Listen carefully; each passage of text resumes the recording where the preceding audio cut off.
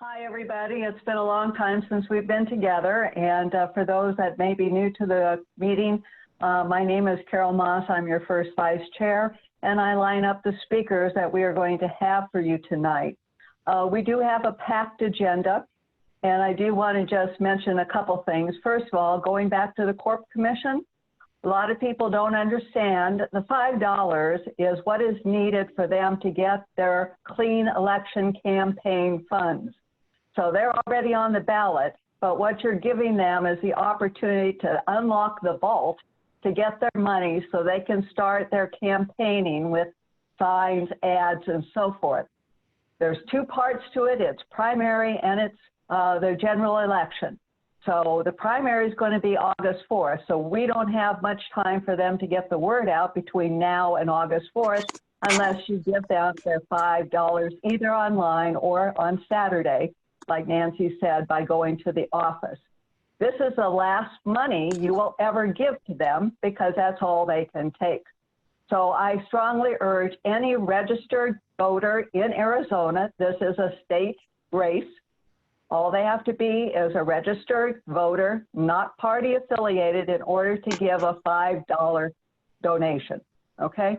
So please make sure you reach out to your friends, your family, and anybody you know for that, because again, we need to get them off on the right foot. We have an opportunity to at least get one seat, if not get a majority of the 5-member board. And for anybody who's been dealing with APS, they should know why that's important. So anyway, I am going to introduce our speakers. I'm going to let our speakers introduce themselves, in the sense I'm not going to take any of their valuable time for them to tell you who they are, why they're running, and what you can do to help support them. The most important thing that you need to know is that our primary election is going to be August 4th. You will be getting a ballot by right after July 4th if you are on the permanent early ballot. So your mail-in ballot is going to be coming in less than a month. And the primary is important this year because, unlike many years before, there are primary races for Democrats. And one of those races is going to be for CD5, which is your U.S. House representation in CD5 in the Southeast Valley. So with that in mind, we do have 2 of the 3 candidates tonight who will be speaking. And so please pay attention, because you are going to be the determinators, okay, of who is going to get that nomination. So first up is a lady that many of you may know. She ran the last time around, and I'd like to introduce your one candidate for CD5, Joan Greene. Joan? Hi, everybody. And Brody, my pup, has decided that he's going to say a bunch of words, so try and ignore him. But I want to thank everybody. As you know, it's been a very difficult week, and it's continuing on for this past 4 years. So thank you all very much for coming tonight and including me in LD 17, because democracy only works when we work at democracy. So for those who might need a refresher, my name is Joan Greene, and I'm your 2018 Democratic nominee and 2020 candidate for Congress, and I'm running against Andy Biggs. A little bit about me: I'm an Arizona native, and I grew up in Central Phoenix. I went to Sunny Slope High School, and I graduated with a degree in psychology from the University of Arizona. I was fortunate. I had parents and grandparents to guide me as I was growing up. My grandparents believed the community belonged to everyone. They took that, and in the late 1960s, my grandmother was the second woman to be elected to the Phoenix City Council twice, and my grandfather was a pediatrician who started an organization 50 years ago, so our low-income children had health care and a place to go after school. And honestly, I cannot believe that we are still fighting the same fight 50 years later. My parents taught me compassion, how to solve problems using facts, which is on very short supply these days, and that a person is not better than another because of the color of their skin, their sex, or who they love. Now, my life has been defined by hard work, determination, and as Amy Klobuchar would say, grit. These are the characteristics that are needed in Congress. And I want to just give you a couple of examples to show you how that worked out for me. When I was 25 years old, I wanted to work in the advertising industry. As most people know, if you don't have prior experience, you're not able to get into any place. It's a catch-22. So I worked around that, and I went to a boutique agency and told them I'd work there for free for a month. And then after that, they could make a decision. They could let me go or they could hire me. I was hired. That's determination. At 27 years old, I started my own company with $500. That was all the money I had, but that was enough for stationery and business cards. I knocked on doors, and I believe no job was too small. Just like now, there's no issue that is too small to help our community. Everyone was important. Everyone has a problem I could solve. And with hard work and time, my clients range from bars to billion-dollar corporations. This month, I am proud to say I celebrate my 33rd year in business, and that's hard work. 8 years ago, I was at Disney World participating in a running weekend. And that's a half marathon, which is 13.1 miles on a Saturday, and then the full marathon on Sunday, which is, 26.2 miles. So during the half marathon, I felt that I had done something to my hip, but I soldiered on, and I had a goal. I really wanted to get that weekend done. And so the next day, even though I had some pain, I was able to run the 13.1 miles, which was another half mile on Sunday before I had to stop. Not because I mentally couldn't go on, but my hip finally broke. So if you can't stand, you can't run. But I really wanted to do this. So 9 months later, after surgery and rehab, I was running another half marathon, and I went back and completed the Disney World Marathon the following year. And that's the grit, that's the determination and never giving up that we need. Now, as an Arizona native, and I know there's a lot of you who have been here for a long period of time, I've had the pleasure to call Arizona home. We've seen our district change from dirt roads and citrus groves, cotton fields and dairy farms to paved streets, homes and businesses of all sizes. Like you, I've witnessed through the years the politicians change from working together to working for themselves and their special interest groups. And when I was growing up, if you went to school in Arizona at my age, we learned about the Arizona 5 Cs, which was citrus, cotton, cattle, copper, and climate. And so I decided it's time we add our own 5 Cs. Compassion, common sense, corruption-free, community, and country before party. And if I might be so bold, I'd like to add a 6th C, which is courage. Courage to do what is right, courage to keep an open mind and an open heart, courage to remember our American values and follow them. Now, for all the candidates out there, the top question we are always asked is, why are you running? And for me, if you look at who's in office now, that should be answer enough. That's pretty easy. But it's important to know, I'm not just running against the incumbent, I'm running for you. I'm running for our community, and I'm running for America. 40 years ago, Ronald Reagan asked, are you better off today than you were 4 years ago? And most of you would answer no. I'm running because you deserve to say yes. We all want the best for our loved ones. Now more than ever, we need leaders who are on our side, not politicians who will create divisions in our community for their own political gain. Attacking immigrants and people of color is irresponsible and does nothing to ensure our friends and neighbors get access to the quality jobs we deserve, affordable health care that we need, protecting and strengthening Social Security, Medicare, and lowering drug costs, and protecting our environment and wildlife for future generations to enjoy. Make no mistake, especially after this week, justice and economic reform is on the ballot. Now, this election is too important to leave to chance. We must have someone who is experienced, who's put in the work and has the trust and the confidence of the community, along with the endorsements of our top organizations. I want to assure you we have the team in place to take us to the finish line.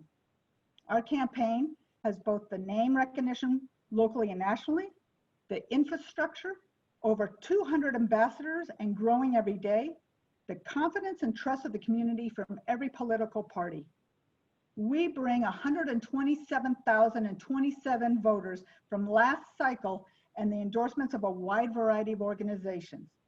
AFSCME is a public employee union of 1.6 million members, which includes our teachers and our healthcare workers. Moms Demand Action, Stonewall Democrats of Arizona, Democrats Work for America, Christian Democrats of America, Democracy for America. I also have the support of Ambassador Swanee Hunter. Now, as you know, I've been around for many, many years, and I work with and have the support of candidates running in our district and statewide, along with the different education groups. It's important to be part of the community, which is why I started another company 6 years ago, in addition to the one I have, that raises money and awareness for nonprofits. And I also volunteer at the food bank. The quote from the people there, we get a lot of people who are running for office, but Joan is the only one who is a real person. And that's what we need in office, a real person who can connect with the people. I have a robust email and social media campaign to reach voters. I grew my business with hard work, and those are the same values I used when I gathered 2,092 valid signatures from every precinct, which is 128 of them in our community. With your support, you'll have a congresswoman who will work just as hard for you every day in office with honesty and full transparency as I have for the past 4 years. A congresswoman who cares about everyone in our community is a congresswoman who will fight for all of us. So it's imperative we unseat Andy Biggs. And as you've seen, I have the determination, the grit, and the work ethic to do it. But I can't do it alone. I need your help. So please visit my website at joangreenaz.com to see how you can get involved, request a yard sign, and let's get to work. Thank you, everyone.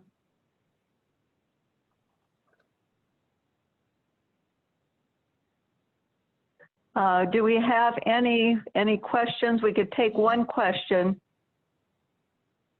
Eshe, I don't know if you have anything in the chat. I don't have anything in chat, and I don't see any hands raised. Perfect. Okay. All right. Joan, thank you very much. And again, maybe Eshe, you can put in Joan's website, and people then, if they have a question or want to reach out to her, they will know how to do that. Great. I'll go ahead and add that. Thank you. Okay. Our next speaker, again, like I said, I'm not going to do any major introductions, but I will point out that this is another race that, again, it's very important that the Democrats come out and decide who our candidate is going to be, and that's in our Maricopa County Attorney's race. So Bob McWhirter is one of the candidates running for that position. We've invited Bob here tonight so that you get to know who is running. And so Bob, if you want to introduce yourself and let us know who you are, why you're running, and how we can help you, that would be great. Thank you. Mr. Bob McWhirter. Well, thank you very much, Carol. First of all, I want to apologize. I was set to be on, I think, last month, and there was another event that went over. And so I just wanted to apologize for having missed that one, and thank you for accommodating me here tonight. Look, I think it's important to talk about what the job of the county attorney does. Most people, if they have a sense of it, think it's some vague notion of law and order television program, and that's it. My name is Bob McWhirter. I'm running for Maricopa County Attorney. The job of the county attorney is to make you safe from crime. It is to effectively prosecute people who commit crimes, and that means that there are people that need to go to prison.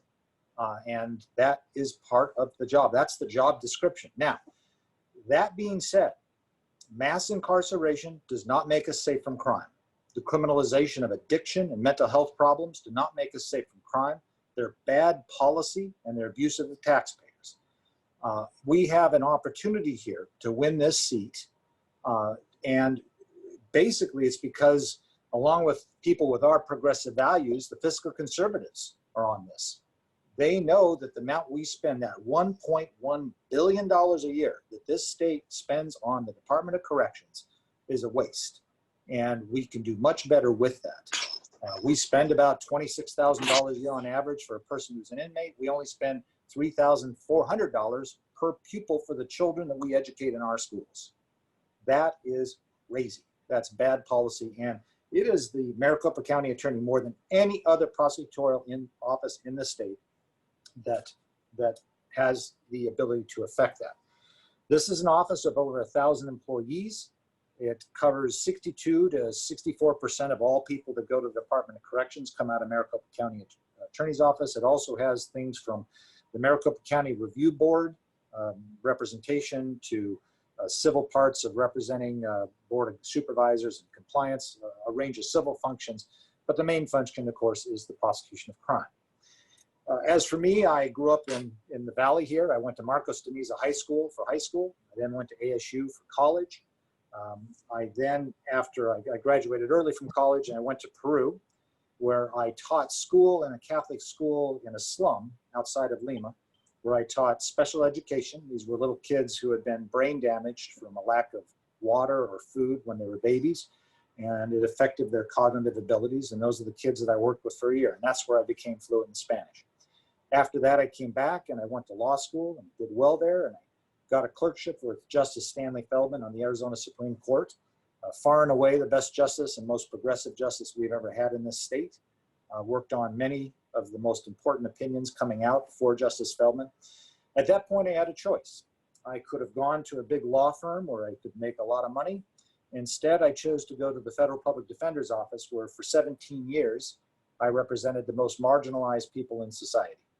Native Americans, persons of color, immigrants, and people who had no means to pay for an attorney, and that's the work that I dedicated myself to that time. While I was there, I wrote this book published by the American Bar Association on Criminal Lawyer's Guide to Immigration Law, and I also wrote this other book on citizenship and how that affects people in the criminal justice system, both published by the American Bar Association. After that, while I was there, I continued to work in Latin America. I took a leave of absence from there to start the Guadalupe Law Center in Guadalupe, Arizona. I also took another leave some years later to be a visiting professor of law in Chile, in the University of Chile and the Catholic University of Chile, where I taught comparative criminal procedure. I worked in Venezuela and Colombia, all in criminal justice reform. At that point, I came back and I decided that it was time to defend against the death penalty. So I spent over 2 years in the Maricopa Legal Defender's Office fighting against the death penalty. It was just so happened at that time there was a certain county attorney called Andrew Thomas, and he wanted to make himself his own little immigration service. And because of my background in immigration law and the death penalty defense I was doing, I was tapped in to fight the immigration craziness that he was trying to do. I represented many clients there. Much sadness and pain was caused by what he did, and I represented those folks. I can happily tell you that I wrote the bar complaint that got Andrew Thomas disbarred. And after I saw the ravages that he did on people who just wanted to come here and work as a gardener or a dishwasher or a house cleaner, what he did to those people, I was happy to be in the position to write that bar complaint. At that point, I was selected by the United States State Department to administer a U.S. aid package, $11.2 million U.S. aid package to reform the justice system in El Salvador.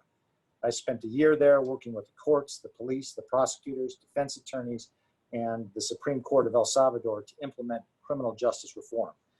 This makes me the only candidate in this race, both Republican and Democrat, that actually has administrative experience. At the end of the day, the commitment to criminal justice reform is clear. I've spent 30 years fighting for that, but you need the administrative experience to pull it off. After that, while that was going on, I also then wrote this book on the history of the Bill of Rights, Bills, Quills, and Stills. You can, by the way, find it on Amazon. If I sell enough, I can someday afford to send my kids to trade school, so that would be good. So I've got an expertise in the history of the Constitution and constitutional law as well, and I fought those issues. I then came back from El Salvador, worked as the training director in the Pima County Public Defenders. I then taught at ASU, in the ASU Alumni Law Group, and have been in private practice since that time until I decided to run for this office. So I think I bring a lot to this office. And I think that, frankly, I'm the only one that can take on the Republican. Alistair Adele was selected by the Republican Board of Supervisors because she has the capacity to raise money. And of course, that's how Republicans think. They think if you raise money, you're going to get elected. Well, that's why they chose her. She has limited experience as a criminal lawyer. And I think that's a weakness on her part. And frankly, I think I'm the only one that is positioned enough, that has raised enough money to be able to take her on toe to toe. And that's what I intend to do to get real criminal justice reform in this state. This state is the worst. At this point, I'd like to take any questions, but I'm happy to answer any questions from death penalty policy and the changes that need to go there, to bail reform, to everything in between. Sometimes by my campaign, I get accused of being a little bit too policy wonkish. And when they call me professor, it's not always a compliment. But my thought is, you know what, damn it, we're Democrats and we can walk and chew gum at the same time. So I'm happy to answer the policy questions too, because it does come down to changing the policies and the culture. I will kind of finish by one thing. I wrote a statement because I attended the protest in Phoenix on Saturday night. And I found the protesters to be respectful. I found the police to be respectful of the protesters, at least while I was there. But the cry was for criminal justice reform. Alistair Dell, the interim county attorney that was selected by the Republican Board of Supervisors, wrote a statement where she said, oh, George Floyd's death was terrible, et cetera, et cetera. But then she said, but I will not tolerate a lack of law and order, a lack of crime. Okay, I got to tell you, as a Democrat, watching this thing go on for well over 30, 40 years, I am sick of the false equivalencies that they dish out. Yeah, if you commit the crime of looting, that's a crime and you should be prosecuted, but don't compare that to the crime against humanity that has been the way persons of color have been treated by the criminal justice system. And my promise to you is I will never forget the distinction between those two things and make up this false equivalency to avoid the issue of racial disparity in our criminal justice system. So from there, I'd be happy to answer any questions and go from there. Okay, Bob, we're going to take one question. Helen, I see your hand up so that we can keep the meeting moving along. We're running a little bit long, but Helen, can you unmute yourself and ask your question? Or there you go, you're on, whoops. I just want to say that, can you hear me? I can hear you. Yes. Okay, I just want to say you have an amazing resume and I am so impressed with you. I've not heard of you before and I think you're fabulous and we will be lucky to have you in this position. So thank you very much. Thanks. I'll be sure to tell my mom you said that. She'll be happy. Okay. Are there any other questions in the chat for Bob? We can take one more. Carol? There was a question on. Yeah, Peter? I see Peter's hand up. Yeah, Bob, I was interested in what specifically plans you have about.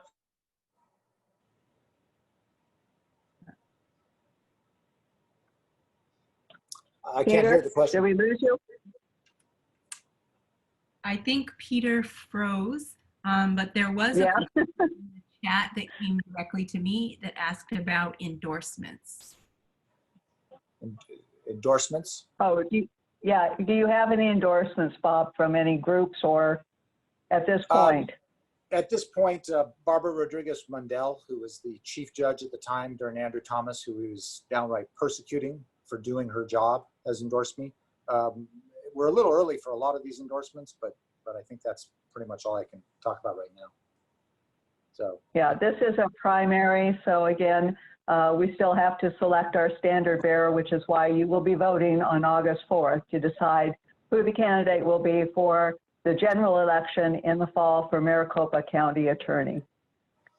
Thanks, Bob. Thank you very much for coming tonight. We have your website listed in the chat. And so if anybody wants more information, wants to make a donation, anything of that nature, the website's in the chat. So please feel free to copy that down or use it.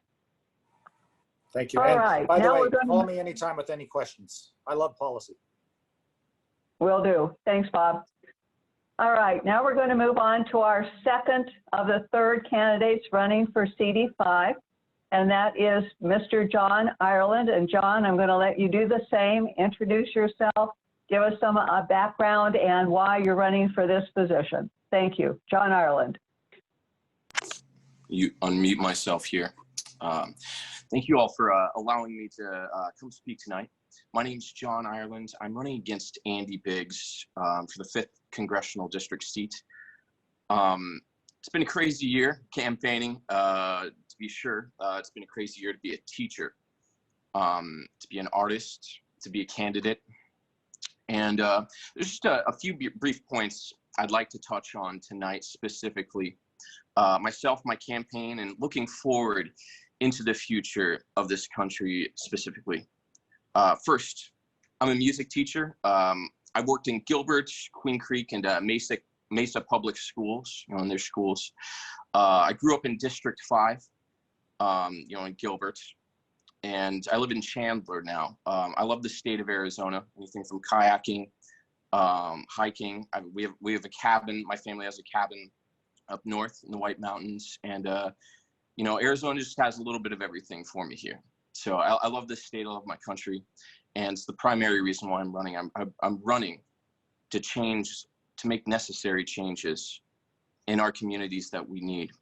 And there are a few different reasons why I decided to run for this office. Of course, to reform our broken education system. Being a teacher, I've seen firsthand the devastation that the Republican Party has had on our education system. But also to be a part of the movement that ends corruption in our political sphere. Now, you think of corruption, right? You think of maybe politicians like Donald Trump, Andy Biggs, right? No problem saying these men, especially after this week, that they are indeed corrupt. They're not leaders. But really, inherently, I'd like to convey that they themselves are more the symptoms of deeper root causes within our American political system. The real reason why these men are in office, destroying what we have left of a democratic system inherently, is because of money in politics.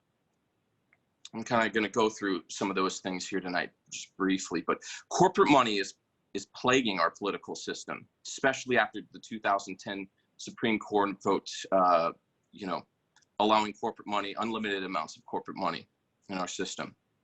Corporations pay our politicians campaign contributions, individual payouts, and in turn, our politicians just end up voting with these corporations and lobbying firms almost 100% of the time.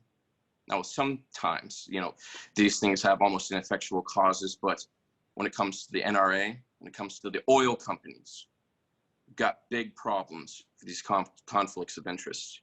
It's the reason why the NRA gets everything they want. We have mass shootings, maybe to the tune of 300 to 400 every single year in the United States. And we've had no gun reform in 20 years in the wake of these countless mass shootings. It's the reason why our healthcare system is ranked almost last in the developed world, 37th behind countries like Slovenia. It's because our politicians take extreme amounts of money from health insurance companies, which inherently creates a conflict of interest between profit margins and people's health, their lives. It's the reason why the United States cannot stop going to war, especially since Iraq and Afghanistan. We spend $800 billion annually for the military to go to war, while at the same time here, our infrastructure is crumbling, while at the same time, we have homelessness to the degree of 500,000 people on the streets. Our politicians take money from Halliburton, Boeing, Lockheed Martin.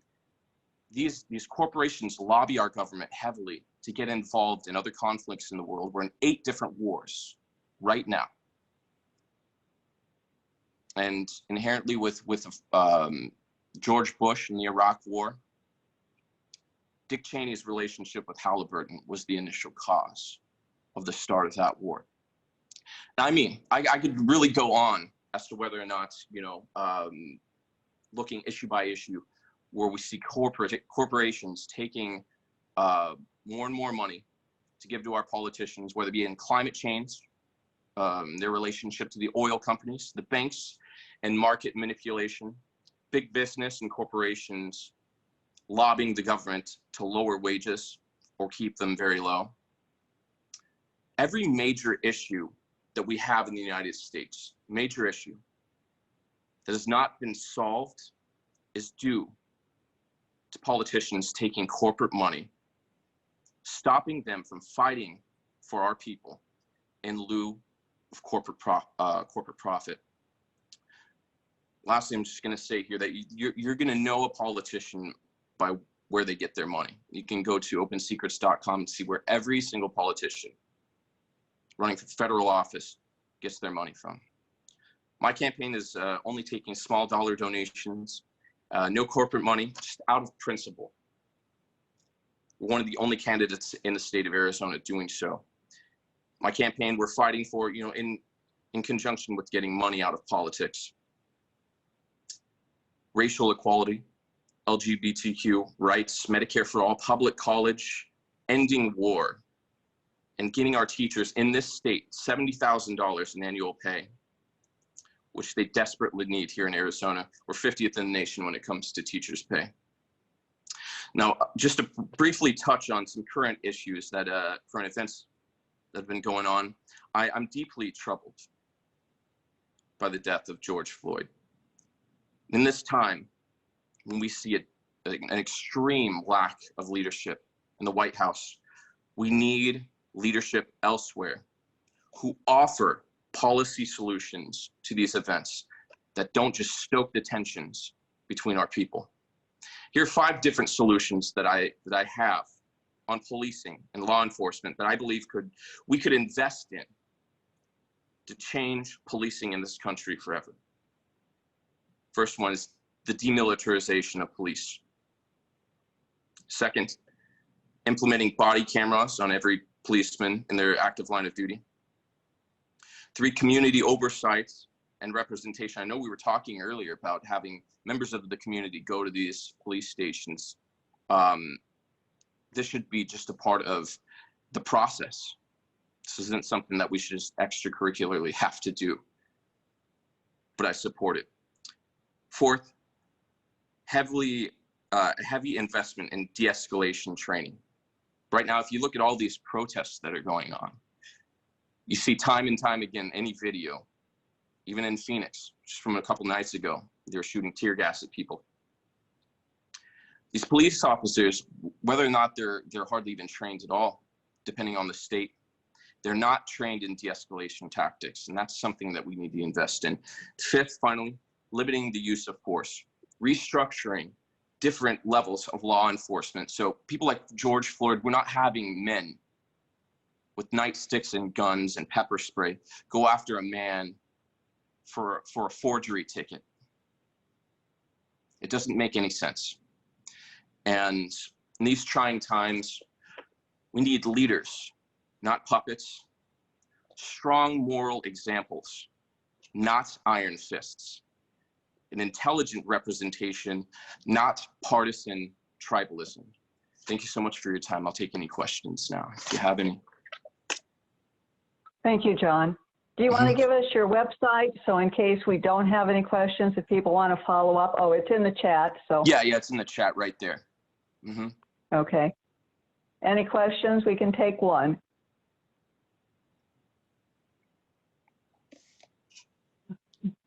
No questions? Okay. Thank you, John. Thank you very much for coming tonight. Absolutely. I appreciate the opportunity. Thank you. And then for everybody to know, like I said, there are 3 people running. Our 3rd candidate will be at our next LD17 meeting, and that's Javier Ramos. And so Javier will be with us next month.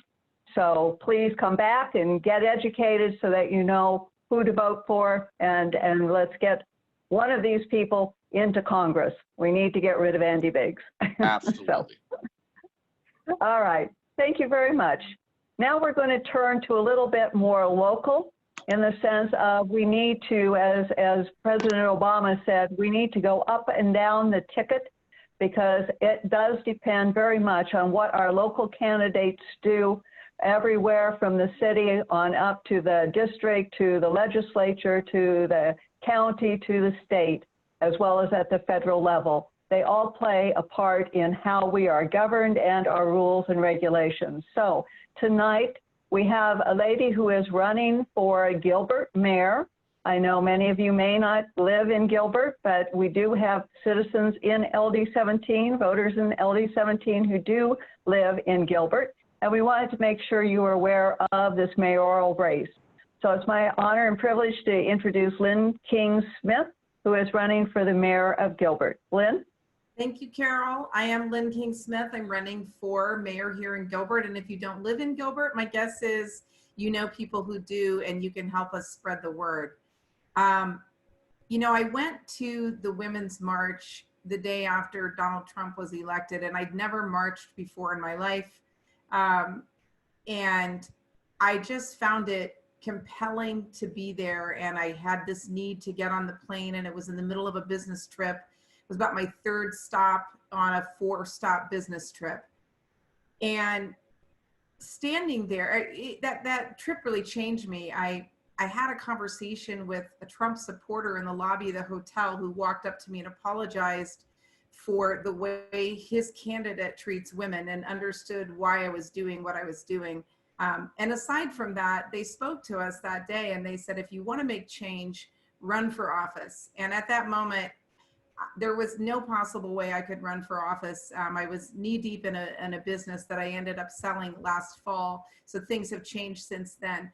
But I was definitely changed. I didn't plan on sharing that story, but sometimes you just have moments in time where something changes for you. And we have seen so many women get out and run and make real change in our country, and all the way at every level.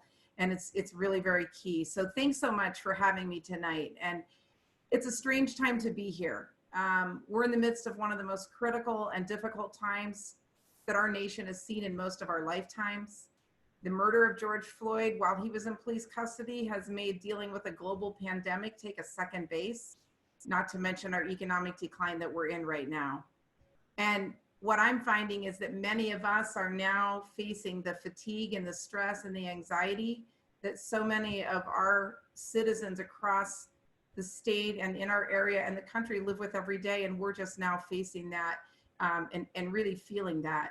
So I'm grateful that people are speaking up, and that our public and our political activities give us a chance to raise our voices, both individually and as a community. And I'm actually sitting here tonight being hopeful that we're going to see some real change.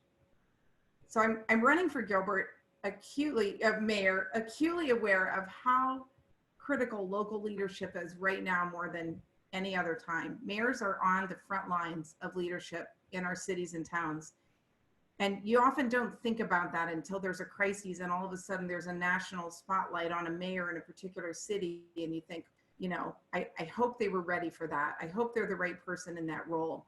And right now, mayors are left filling in the gaps for the extreme lack of leadership that we have in our federal and state.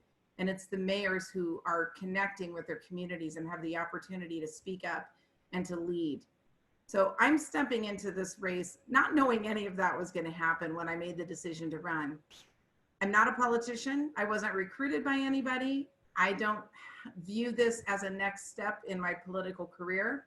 I simply raised my 3 daughters here in Gilbert. They all graduated from Gilbert Public Schools. So any teachers here, thank you so much for the work that you do. They went on to state schools for their degrees. And then I built my business here, a company called Ticket Force that I started in my Gilbert garage in 2003 with my husband. So we have a great hometown story. I've also served on several national industry boards in the live event world. And so I have a full grasp of how very good governance works, and I understand the balance, and I understand the executive role that a mayor is. That's a very different role from many of our other roles that are there. So I'm ready. I'm not your typical candidate, but there's nothing typical about what's going on right now. And we laugh because we're nervous about talking about things that are serious. So we say, wow, we just shake our heads and scratch and don't know what to say. People are asking me how I'm campaigning in a pandemic and started in a stay-at-home order, and distancing is still in place. And it's the only way I know how, because this is my first run. So we're starting with digital. I've got my degree in online business, and so that fits right with me. I've got a fantastic strategic team, and you guys, we are killing it on the digital side of things. Our numbers are out of this world. I do have to introduce myself to the community, so that's really important, but we're doing very well there. I'm hosting these meetings that started out as a one-time, and now we've done them every week for 7 weeks. I'd love to have you join me. They're called Lunch with Lynne. They're every Thursday at 12:15. It's a Zoom meeting, and residents just get on and ask whatever questions they want. So it gives me like I'm just sitting down having lunch with people. We usually have anywhere from 6 to 8 to 10 folks, and the questions are phenomenal. I am loving the conversations that are coming up. We're getting to talk about so many amazing things. So we're doing them every week. You do have to register. It's on the website. Jesse Avalos is here with me on my staff. He's going to put that link up there. You do have to register so you get a secure Zoom link. So we're doing that. We're doing virtual phone banks. So it's the only way I know how to do them. I sit and make calls by myself, wander around, pace in my home, whatever I have to do. So we're doing some great targeted phone banking. We are doing a few where we're gathering together and distancing, but we're doing a ton of that. And then we're just reaching out to our own networks for contributions. So times are very different, but my message to you is the first time we have a chance to see a Democrat as mayor in Gilbert. And I think that really makes a difference. I think there's a lot of forgotten folks and independents, Democrats and Republicans alike, that don't feel like they have a voice in our communities because of how polarized some of the politics have become. So we're building, like Democrats do, a good grassroots movement. We're building a bank of volunteers. We're working hard to get people that have never been engaged in the local political process engaged. We're getting people who felt left out. And it's, I think politics here have become predictable. You can almost always count on either a 7-0 or a 5-2 vote in Gilbert Town Council meetings, and you know exactly who those folks are. So, I'm looking to come in and bring some fresh leadership and some fresh eyes to that. So, on the Democrat notice Lynne, to help me stay. Yes. Yeah, I'm going to have to cut you off because we've got a couple more speakers, but we have put up in the chat. We put up in the chat the donation and volunteer and information info for everybody. So again, thank you for attending and letting us know about you. Thanks so much, Carol. Okay, thank you. And we're going to have one more local candidate, and that is Odie Harris, who is running for Chandler City Council. Odie, are you on? Are you on mute? Okay. All right. Sorry about. Okay. Can you hear me now? Can everybody hear me? I can hear you. Yes. Okay. All right. I do apologize. I am going to be reading from a script due to the fact that this whole thing has been very emotional for me, and so in a way that I won't be able to understand. But it's just been very tough for me. I'm Odie Harris, as you know. I'm running for Chandler City Council. When I began this campaign, I was adamant not to make it about race in any way, shape, or form. I wanted it to be solely about my qualifications, my accomplishments, my vision for Chandler. However, as recent national events have shown us all, race issues remain at the forefront of American culture and politics. These issues have been thrust upon me, and I can't ignore them. Chandler is a wonderful community and has been for me and my family to live in, but to deny that there are not still institutionalized, systematic racial issues, even here in Chandler, is to deny the truth and to do a tremendous disservice to the overall movement of unequal justice an opportunity which is playing out across the nation. Since the first night of the protest, I have been attacked online by both Black and white people.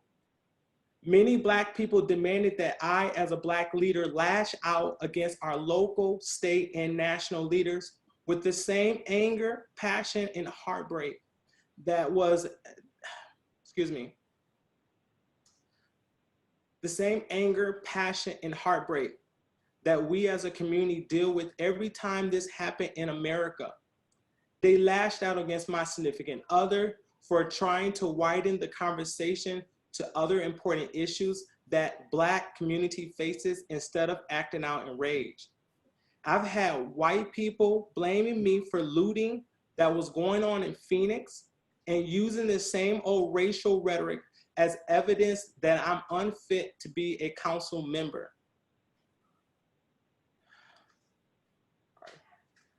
I organized and planned a Love Thy Neighbor Peace March to demonstrate the solidarity we have with our police force and the greater community in Chandler.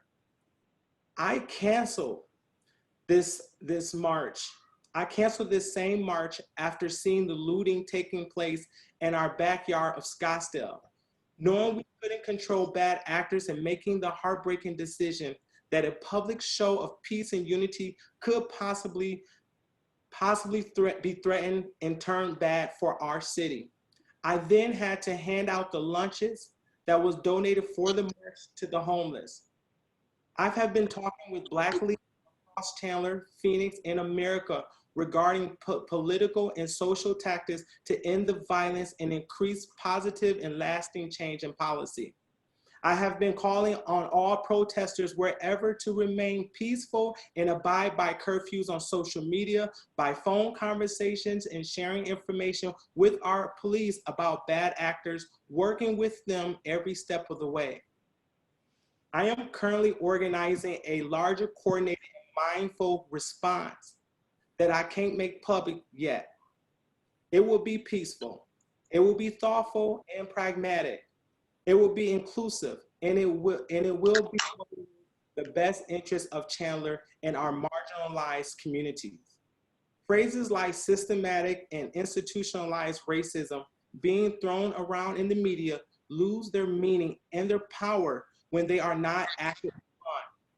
I quote President Barack Obama editorial from 2 days ago when he points out that these systematic changes can only take place when, and I quote, aspirations are translated into specific laws and institutional practices, and in democracy, that only happens when we elect government officials who are responsive to our demands. The media, minority communities, white communities, and politicians alike constantly talk about the lack of Black leadership. Well, here I am. I've been standing right here in front of you this entire time. I am qualified. I'm already a leader, whether you can see it or not. I just happen to be Black. And Chandler needs my voice on the city council now more than ever. Now, with all this said, I will not let this derail my campaign or my commitment to Chandler residents, all residents.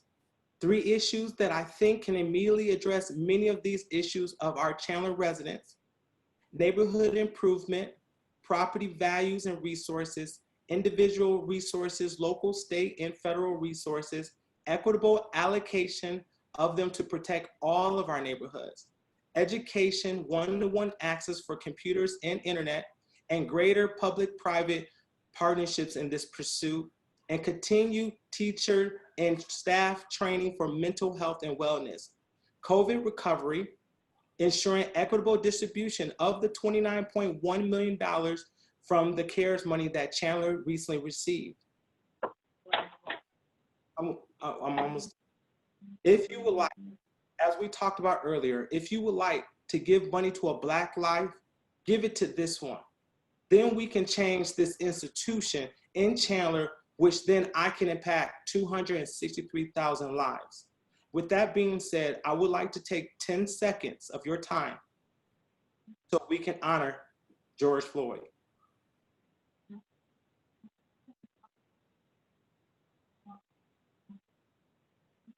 George Floyd.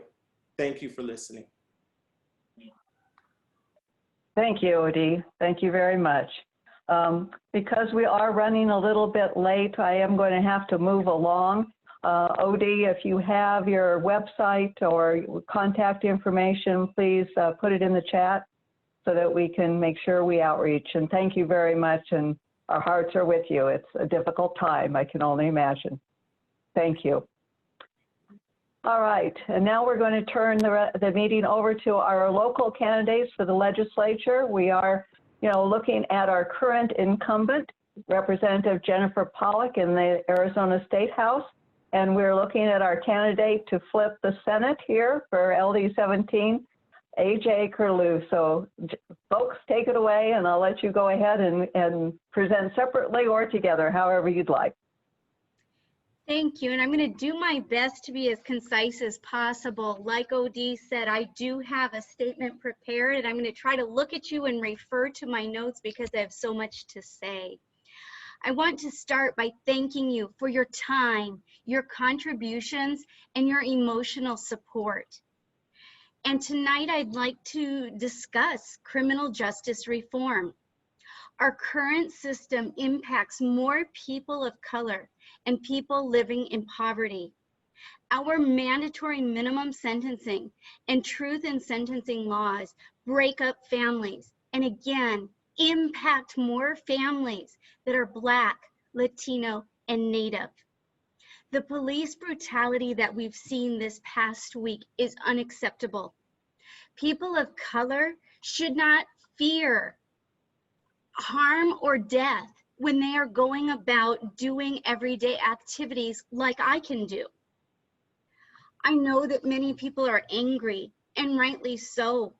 Many people are demanding to know what I and others are doing about the injustices. Usually when I talk to you, I'm talking to you about my frustrations that we face as the minority party where our ideas are dismissed at the Capitol.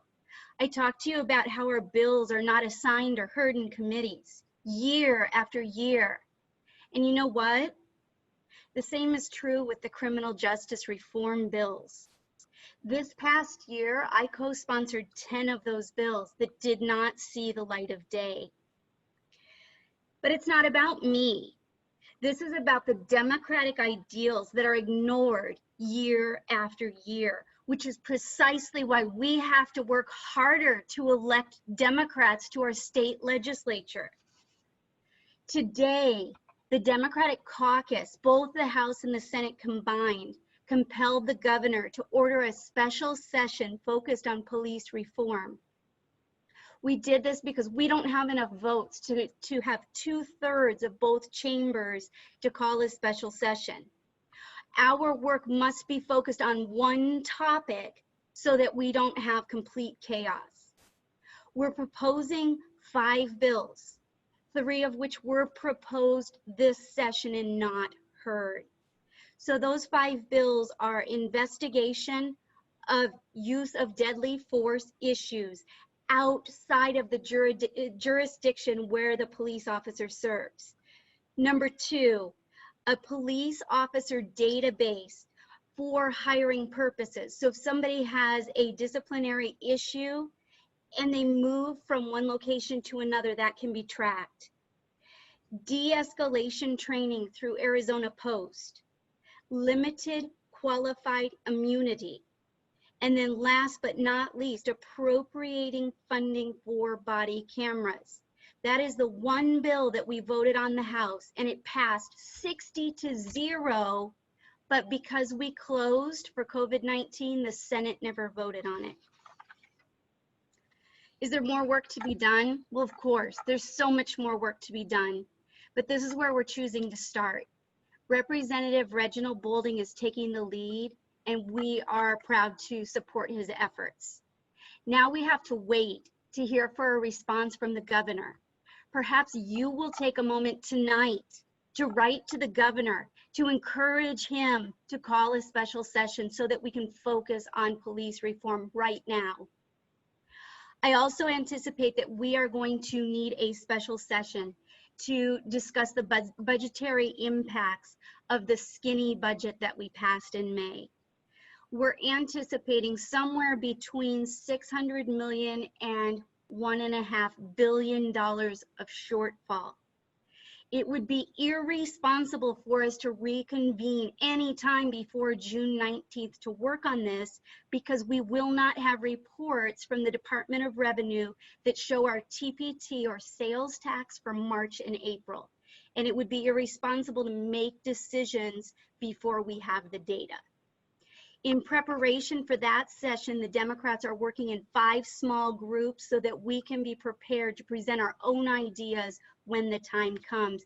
Even if we're not allowed to run those bills, we'll have ideas that we can share with the public.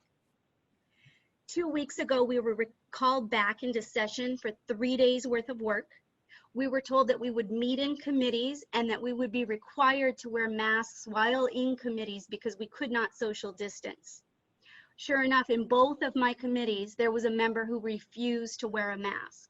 But, you know, what are you going to do? So we were there with people who were not obeying the rules. On the floor, masks were optional, and about half of our Republican colleagues wore them. We worked to pass 28 Senate bills and 2 brand new House bills. One Senate bill that I want to call to your attention was on the front page of the Arizona Republic the day after we talked about it in committee. It was the civil forfeiture bill. Currently, a person's house can be seized without a guilty conviction. We think that's awful, and the Democrats, of course, were opposed to it. However, I need you to understand that there were other issues with the bill, including the fact that there was no stakeholder process. All 5 county attorneys from both parties, from rural, from urban areas, all of them were opposed to the bill. They attempted to offer 19 different amendments to the bill, which the sponsor said he never received, although we were forwarded the email chains during our hearing. Additionally, the bill would have caused a loss of more than $1 million to the Attorney General's budget without a backfill from the general fund. And we as Democrats were very concerned that that would impact indigent defense. The Arizona Republic suggested that the Democrats were playing games because the bill was not COVID related. And I tell you, that is not true. We were called to work and we were there to do our work. The bill needed more work and more collaboration. What it did not need was to be shoved through the process just because we were working in a short 3-day period. This bill passed along party lines in committee and it failed on the floor. All the other Senate bills were conveyed to the governor. And I know we're running long on time, so I'll be very quick. The 2 House bills we worked on were brand new. One of them was the business liability bill. And I want to be perfectly clear, the Democrats are not opposed to small businesses. We want to support our small businesses. We care about our small businesses. However, the House attorneys, the nonpartisan House attorneys advised us that the bill was unconstitutional. We can't stop people from bringing a claim. Those who are found guilty of gross negligence would be fined $100. That's it. And there had to be clear and convincing evidence that the person contracted COVID-19 in that establishment, which would be really difficult to prove. Even the chambers of commerce were opposed to the bill, but it passed along party lines on the floor. And then finally, there was an $80 million appropriation bill. The money came in through the CARES Act and it was meant to help child care facilities. It required a legislative appropriation so that the money could be accessed. It passed the House, but because the Senate adjourned sine die, they didn't vote on either House bill, so both of the House bills are dead. And then last of all, we need your help. You heard it in my message. We need more Democrats in the legislature. We need a change in Arizona. We need you to like and share our social media posts. We need you to volunteer to make phone calls, even if you hate it. We need you to make contributions to the campaign. We can't do this without you, and we are so, so grateful for your help. Thank you.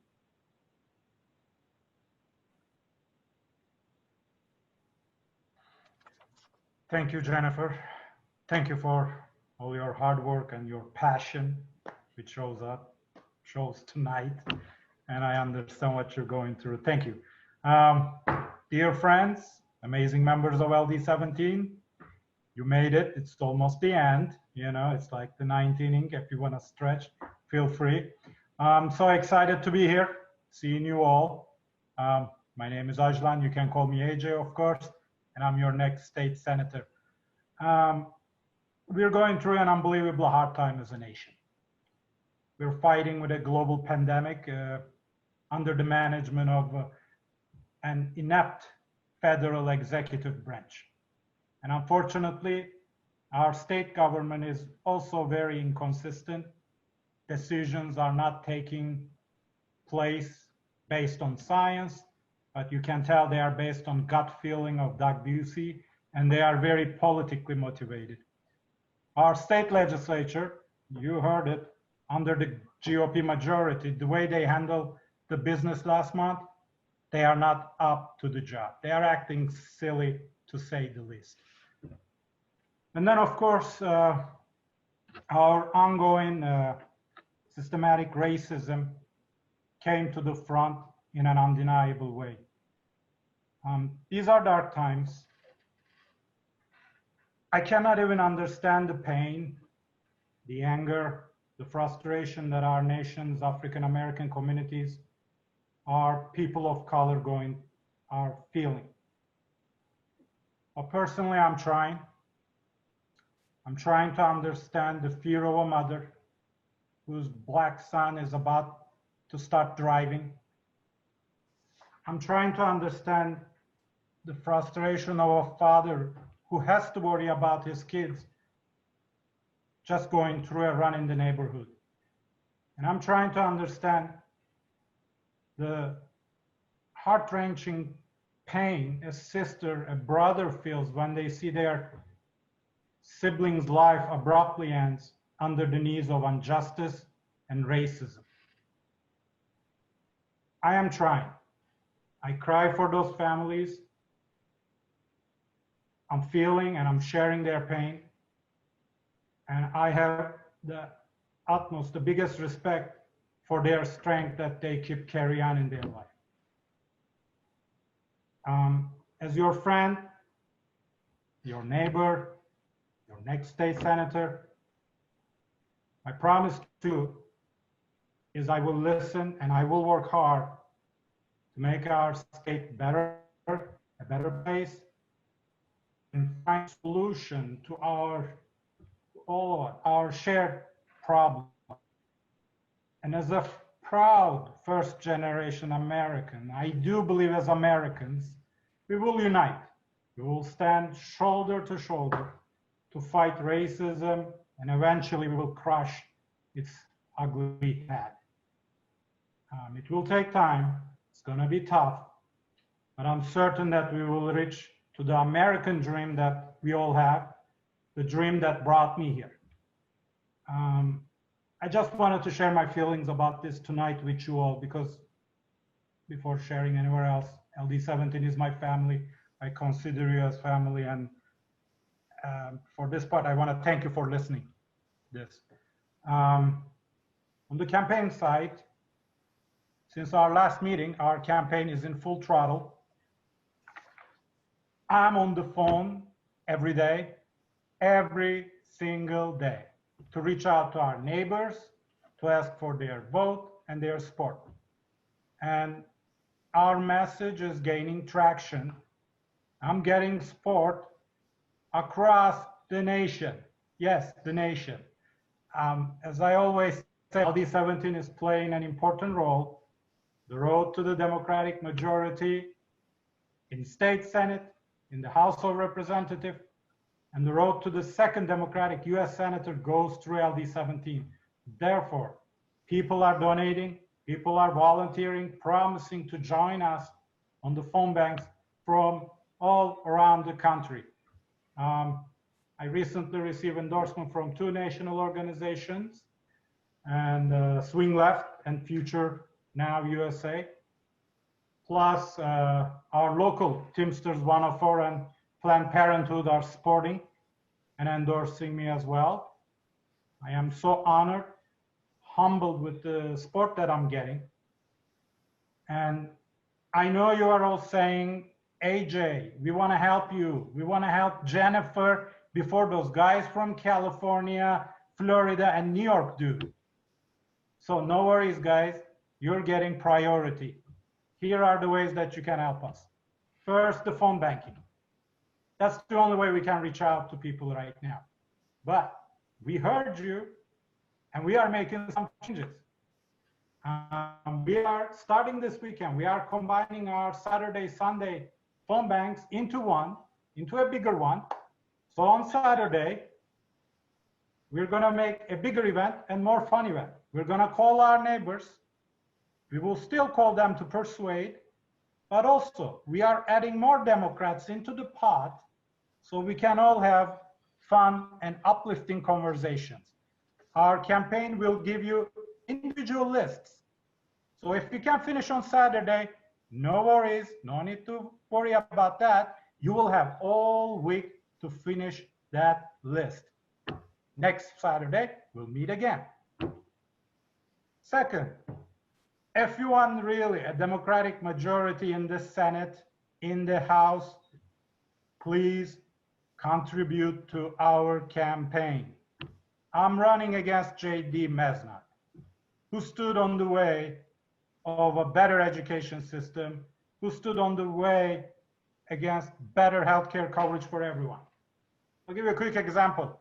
Last week, before this protest started, before they shut down their business in the Capitol, we're going through a huge unemployment explosion. There is the coronavirus. Businesses are struggling.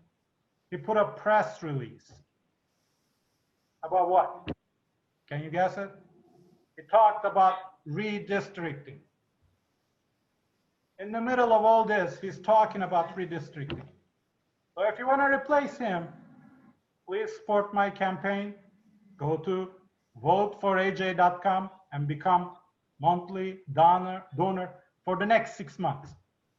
And also visit jenniferpawlik.com because we got to save that seat to add more. So please visit her website as well. Your support is everything. Your support is essential. Just like she said, we cannot do this alone. We're giving everything we got, but we need you. And yeah, please spread our message. It's important. Add our content to your posts. Share with your outside of political world friends. And that's a free advertising that we all need. And last Sunday, I tried, and I'm starting to do this more. I'm going to create Zoom rooms out there. Come and chat with me. Join, because it's time to talk with each other. These are tough times. It helps us to share our feelings and our ideas about our state. Last but not the least, if you want to host a house party, let me know. We are game. We are ready. We need to meet more people, and we need your help. And it's 10 to 9. You made it, guys. Thank you very much. Again, I'm honored to have your support. I'm so excited to be on this journey. And together, we will get it done in November. A great Arizona is waiting for us in November 4th. That's the day after November. Thank you. Thank you to all of our speakers.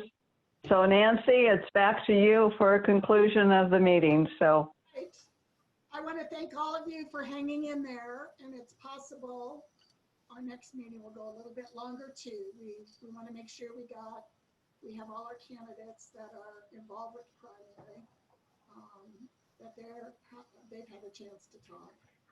So I know it's been a tough week for everyone. I know that we have some people that felt the need to speak out, and I want to thank you for your patience. I think it helped all of us. And I hope you guys have a much better week. And if you need anything, you know where I'm at. And if you want to come and see the new office on Saturday or Sunday, Monroe and I would be very happy. Just remember to bring your mask. Thank you, everybody. You're amazing.